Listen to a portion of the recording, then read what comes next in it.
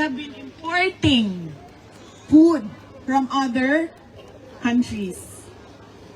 And there is no plan, a long-term plan on how we can be self-sufficient in terms of food for everyone. We don't see that. Alam nyo ba na wala nang magsasaka ang Pilipinas? Ganyan. We don't take care of our farmers. We don't have a food security plan. And it's already the midterm of this administration with no plans of doing plans, of creating plans, nothing. Puro drawing ang tanan. So, foreign policy. It is stated in our constitution that we should have an independent foreign policy.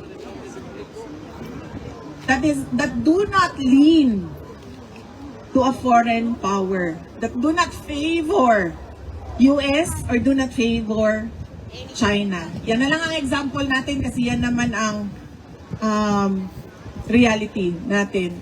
Yung gitgitan ng US at China. We already won in the arbitral award.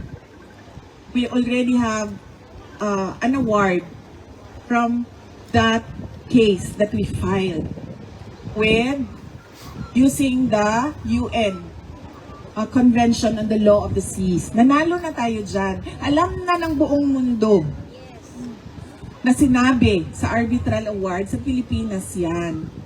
And therefore, the only thing that you need to do is force the recognition and the implementation of the award through diplomatic channels. Hindi yung kikilingan mo, tama ba ang Tagalog ma'am? Kikilingan mo ang isang foreign power, papapasukin mo ang mga missile ng foreign power sa bansa mo na alam mong kinaiinisan noong kalaban niya na wala ka namang kinalaman sa gitgitan nilang dalawa. That is not independent foreign policy. Yung problema natin sa West Philippine Sea do not make up our entire relations with China. And so therefore, there is no reason for you to lean towards the US. You have to always stay in the middle because you are not a part of the bigger conflicts. You always stay in the middle. You are friends with US? Yes. You are friends with China? Yes.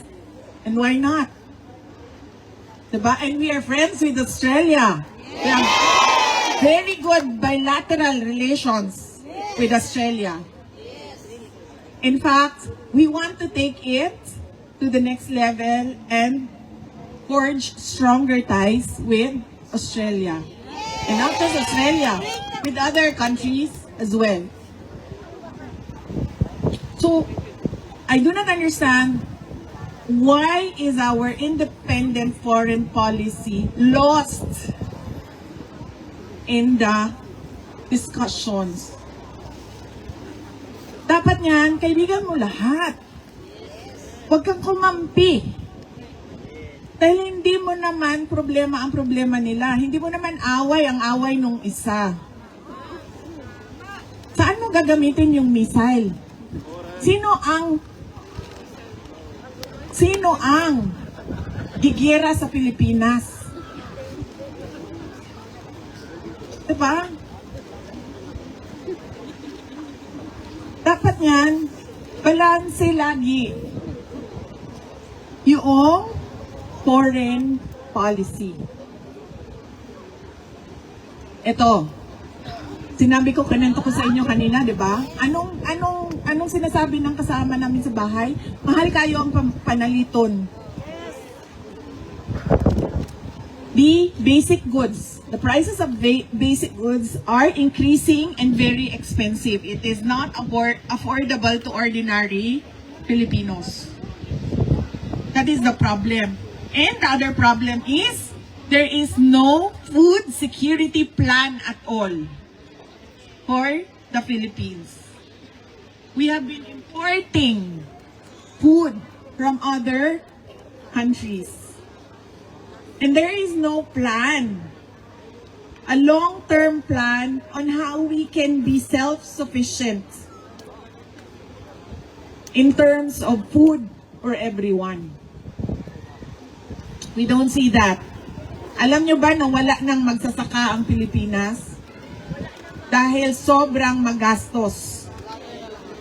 Ang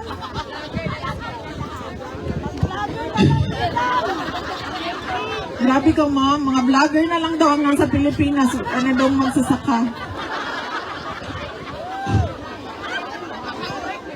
Uy, ma'am.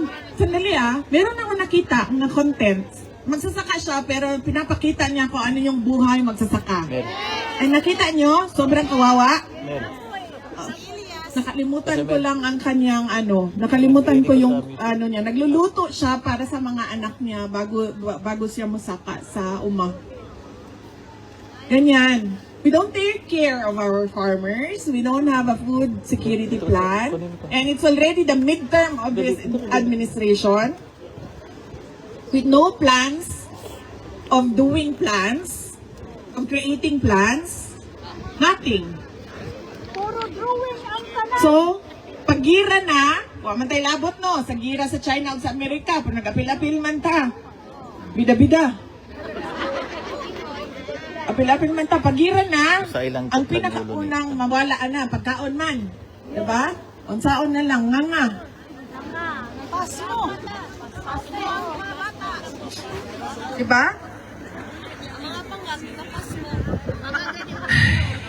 Problema natin, ang healthcare system natin, ang infrastructure development natin, ang food security natin, ang agriculture natin, ang education natin, yung apat na yan, ma'am, napakalaki ng pagbabago kung maayos natin yung apat na yan. Ang problema natin, ang inaasahan lang natin, yung dollars ninyo. Totoo yan, ma'am. We are really very dependent on the remittances of Filipinos abroad. Yan ang nagpa-prop up ng economy ng Pilipinas. Kaya, nagpapasalamat kami sa tulong ninyo, sa mga kamag-anak ninyo, sa pamilya ninyo, at sa investments ninyo sa Pilipinas. Malaki ang pasalamat namin, pero mali din na umaasa lang sa padala na ng Filipino community na dollars doon sa ating bansa. And we are not climate resilient at all. Wala tayong preparations for climate change na sigurado ako makaka-apekto talaga ng malaki sa atin doon sa Pilipinas.